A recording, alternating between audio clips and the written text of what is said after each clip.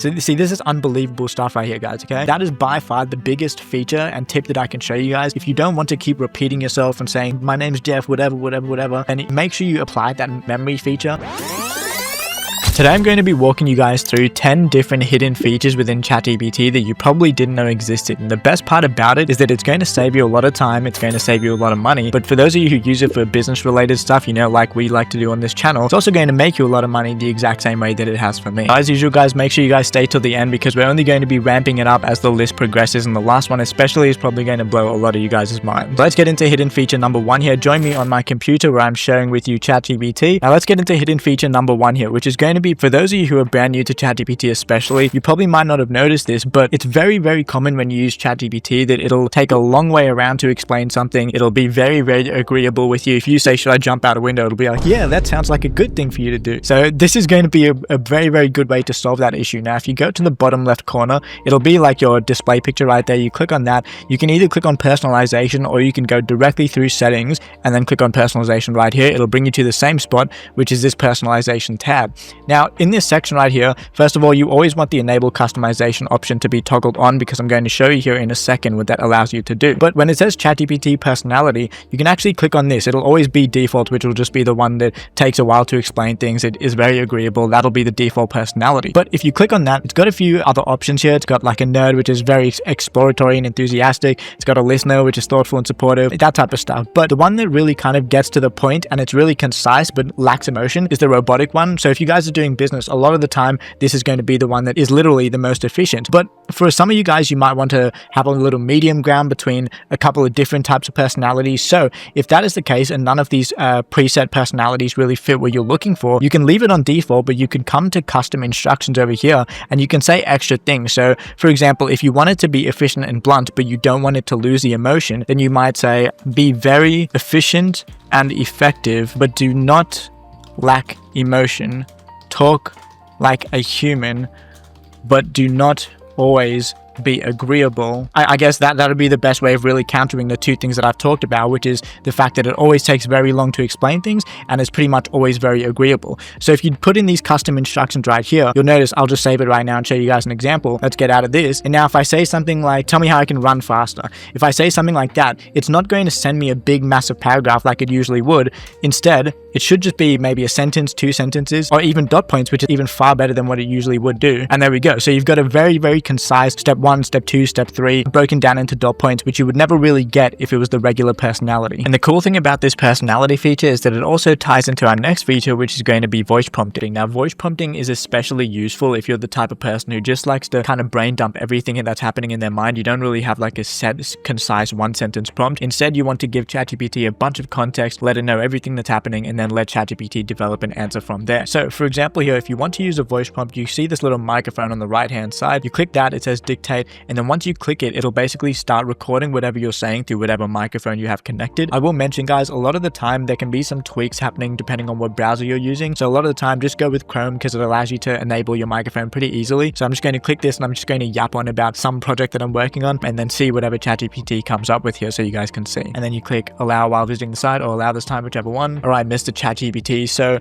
I have this issue. I run this YouTube channel. It's called Jarrell AI, and I've got this community. I want everybody to join because I give them a ton of valuable resources. And I've realized I've almost got 1,000 members there now, and it's a completely free community. And I'm realizing that I should really start to think about making it paid because I want to have more of an individual focus on whoever comes through the door and really help them as at a person-to-person level. So how do you suggest that I go about achieving this? Okay, so we yapped on there a decent amount. Obviously, if you were to type that up, it would take far longer. Okay, I was expecting it to be quite a bit longer than that, but you guys get the point. I don't want to sit here and make the whole video a voice prompt. So now we're just going to click enter and it'll answer the exact same question the same way that it would if we had just sat there and typed everything. So I'm not going to go through and read all of this, but you guys get the point. Voice prompting is extremely useful if you just want to yap on about a bunch of different stuff and let ChatGPT kind of take that all in as context. Now guys, although voice prompting is clearly an insane time saver, feature number 3 might even be more of a time saver than that. So we're going to start up a new chat here as always, and I'm going to put in this image that I created using Whisk. You guys know I always use Whisk, and as you can see, it's basically just an AI generated image of the New York City skyline type type. Now, before I actually show you guys what the feature is, I should probably tell you what it is, which is it's the fact that you can edit images without having to go into Photoshop or use whatever editing software that you usually use. You can basically just prompt ChatGPT to change an image however you want to do. Now, I will say one caveat, guys. If you've been following the channel, you will know that as of right now, Nano Banana is far better than ChatGPT at doing this. But for those of you who are just looking for some casual, easy thing to change an image, then this will probably be the easiest thing for you guys to do. So we got this image right here, and we're just going to say, change this image to a cyberpunk cityscape. Now, I have no idea how good this is going to be because it's a little bit out there. I could have just changed it to something that might have been easier. But let's go ahead and do this and let's see what it comes up with here. All right, guys. So as you can see, ChatGPT has finished generating right here. So we've got the original one right here, and then we've got the one that ChatGPT generated. As you can see, it didn't just put random buildings in. It actually stuck with the buildings that are already there. We've got whatever building that's called in the middle. We've got the building on the right, which you can see it kind of mapped on one for one and put some spaceships at the top. So it pretty much did exactly what we said, what we asked for it to do. But like I said, guys, if you want to do something like this and you really want the best quality, make sure you watch the YouTube video that I made about Nano Banana, because it does this exact concept, but just far better than ChatGPT does. Now, I know a lot of you guys might be throwing your fist in the air and shouting at me saying, oh, that was obvious. I already knew that one. Cool. I understand. So let's move on to feature number 4, which a lot of you guys might not know about. And it's going to be context engineering, or not necessarily engineering, but providing context to ChatGPT without having to put in the same prompt every time. Maybe you're telling it that you're a basketball player every time you put in a new prompt, and you want to just have the context there that it already knows that, regardless of how many times you tell it. So now if we go into personalization again, like we did before, you'll see that there's a section here that's called about. And this section, you can actually provide ChatGPT with kind of context that is permanently there. So you don't need to tell it. I'm just going to show you guys an example. Okay. So we got 3 sections here. Number 1 is a nickname. I'm just going to say my name, Jeff. Occupation. I'm just going to put some random stuff in. Let me just put YouTuber. YouTuber is my occupation. And then more info about you. This is probably going to be the most valuable part of this context section. And it's because you can kind of load this with a bunch of different dot points saying, I'm a roofer. I'm 27 years old. You know, I like to play video games. And you can just load it with a bunch of context about you. And then let me just put in a couple things here. Let's just say I'm a roofer. I'm 27 years old. I like to play video games. I have a background in go-karting. Okay, but don't ask me. I'm just putting random stuff in there. Okay, now we're going to save that and you guys are going to see something really cool here. So remember, it says nickname, occupation, more about you. I'm going to click save right here. We're going to open up a new chat and you guys are going to see, without me prompting anything into this prompt, it's already going to know these features about me and it's going to know that permanently. So let's just say, refer to me with my nickname, and based on everything you know about me, tell me the coolest way to reach 10K a month. I have no idea what it's going to say here considering the context that I actually gave it, but it should be funny. Okay, so got my nickname, my name Jeff, of course, based on who you are, roofer, YouTuber, gamer, someone who, see, this is unbelievable stuff right here, guys, okay? It's going in with every one of the aspects that I provided. Roofing, it could be gaming, it could be go-karting. Go-karting meets content creation. Hey, that's low-key a fire idea. If any of you guys are go-karters out there, that might be a good idea. But you guys understand the point here. I provided it with context in the settings menu, and that context now carries on into any future conversation that I want to have with it based on that context. So that's honestly a crazy one and is definitely one of my favorites. But what about those of you who are into more of the business side of things, you know, statistics and analytics and all that type of stuff? Well, feature number 5 is designed perfectly for you. So we're going to enter a new chat as always. And I've got this sheet up. I'm just going to pull this for you guys. So as you guys can see, I've just uploaded a document called test data, and it's an Excel spreadsheet to ChatGPT. I'm going to show you guys what this looks like beforehand. So it's a bunch of obviously fictitious information. Don't worry, none of this stuff is real, but it's basically sales data for some random company. You can see the order IDs, the order date's a little bit scarred, but you see the region, the city, the category, product, you see the quantity, the unit price, and basically the total cost or the total price, all that type of stuff. Now, let's say you want to analyze this data, but you don't want to sit through here in an Excel spreadsheet and run all these calculations and stuff like that. Well, instead, what you guys who are in business or anything related can do is you can simply take this Excel spreadsheet to ChatGPT, you can upload it there, and you can ask it a question. You can even ask it to generate a chart based on whatever you're asking it. So let's say here, let me go back just so I'm remembering. So let's do it by product. Let's say which product yielded the best results. Let's say which 5 products yielded the best results. And notice I'm not even talking sales or anything like that because I want it to go in and understand the context. So which 5 products yielded the best result? Provide a chart to display this. All right. Now notice, like I said, guys, I didn't provide it any context. The only context that it will have, if it's actually able to do it, is the context within the spreadsheet to know, okay, he wants me to identify 5 products. Let me see which products there are. He wants me to say which ones had the best results. So in terms of results, what's he talking about? Oh, well, it's got to be the total price column. So let me actually, while it's going ahead and doing that, just so I can verify that it's saying the correct things here, it'd be awkward if it didn't, but let me actually filter this column right here and let's go sort by. And let's say largest at the top, expand it, yep. So now I've basically filtered this to actually see which product actually did do the best. So it's got 1598 Photon Smartphone X. Let's see if it matches up with that. Okay, I was a little bit confused for a second there because I thought it didn't match up, and I'm doing all this live, so I'm actually figuring out the responses as I go. But you can see here it says Quantum Laptop Pro 6000. I looked at it, I was like, 6000, the top one is 1598. And then I realized it actually went a step ahead and corrected me on my error, which is the fact that I didn't realize that it's actually got the same item listed in multiple rows. So what it's done is that it's actually aggregated the same item, and it can see here that it's got, the name of the product is the same across 5 different rows. So it's combined that essentially into one different section, and it's gone, Quantum Laptop Pro has 1, 2, 3, 4, 5 different purchases at 1.2k, and then it went ahead and combined that to reach a 6,000 total sales. So it actually did something which I didn't even realize here. If I was analyzing this data, I probably would have made the mistake. So I guess as perfect as an example as you could get of, using ChatGPT to analyze data instead of having to do it manually. Okay, so now I've covered my people in the data and analytics type of section, but what about my people in the, written information section? Well, don't worry guys, I've got a feature for you right here, which is going to be basically summarizing massive PDF or Word documents, whatever you want it to be. And I've got a perfect example for you guys right here. So as you guys know, or as you guys probably know, Liam Odley is a massive guy in the AI space. He likes to give out massive lead magnets that are usually PDF files that have a bunch of different pages of information and stuff to do with whatever he's talking about. So as you can see with this one right here, it's 17 different pages, okay? And I'm not saying that's a bad thing, by the way. It's a great thing, obviously. But for those of you who just want to condense it down, have a little bit of a summary to read over, well, all you have to do is simply upload whatever PDF file or Word file that you actually want to summarize here. So as you can see, we've got the Liam Odley, how to bomb, whatever he's saying right there. And this is 17 pages worth of information, guys. Keep that in mind. So we're just going to say, summarize this PDF and give me actionable steps as to how I can implement this information. All right. Now, obviously, you guys could make a much better prompt depending on what you really want to do. Maybe you want to start your own AI automation business, or you want to apply it to a different landscape, whatever. So as you can see right here, this PDF provides a 3-step framework. And as you guys saw, it did provide a 3-step framework, basically summarizing this into dot points and now providing me with actionable steps as I asked for, without me having to read 17 pages worth of information that I'm sure is good. But hey, let's be honest, we don't all have time to read 17 pages worth of information. Also, shout out Liam Odley. He's one of the OGs in the space. All right, so I just went through the process of generating this whole summary and everything, but what I'm realizing now is that I've got